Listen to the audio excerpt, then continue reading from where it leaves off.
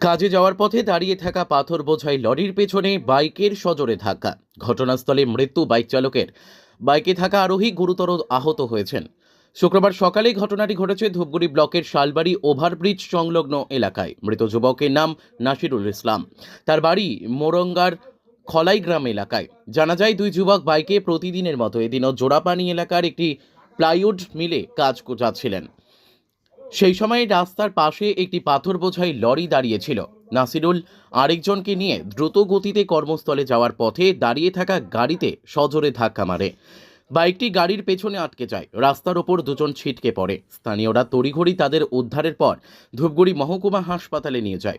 সেখানে কর্তব্যরত চিকিৎসক নাসিরুলকে মৃত বলে ঘোষণা করে। অপর যুবকের আঘাত গুরুতর হওয়ায় তাকে জলপাইগুড়ি মেডিকেল কলেজে স্থানান্তরিত করে। ঘটনার খবর পেয়ে ঘটনাস্থলে পুলিশ পৌঁছে লরিটিকে আটক করে। জানা যায়, দীর্ঘদিন ধরেই তারা প্লাইউড মিলে কাজ করছিল। এদিনও কাজে যাওয়ার জন্য বাড়ি থেকে খাবার নিয়ে রওনা দিয়েছিল। দুর্ঘটনাগ্রস্ত বাইকের পাশেই খাবারের টিফিন বাটি পড়েছিল।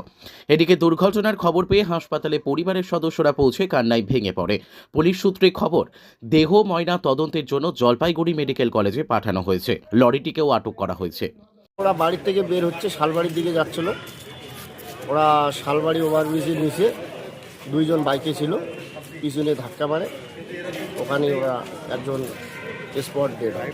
বাড়ি কোথায় ওদের দুজনের? বাড়ি আমাদের খোলা গ্রামে।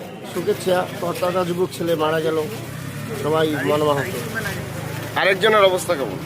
আর একজন শিলিগুড়িতে আছে, ওনারও অবস্থা খুব একটা ভালো না। আপনার নাম? আমার নাম রেজাউল আলম। ধূপগুড়ি থেকে ভাস্কর মহন্তের রিপোর্ট, আমাদের টিভি।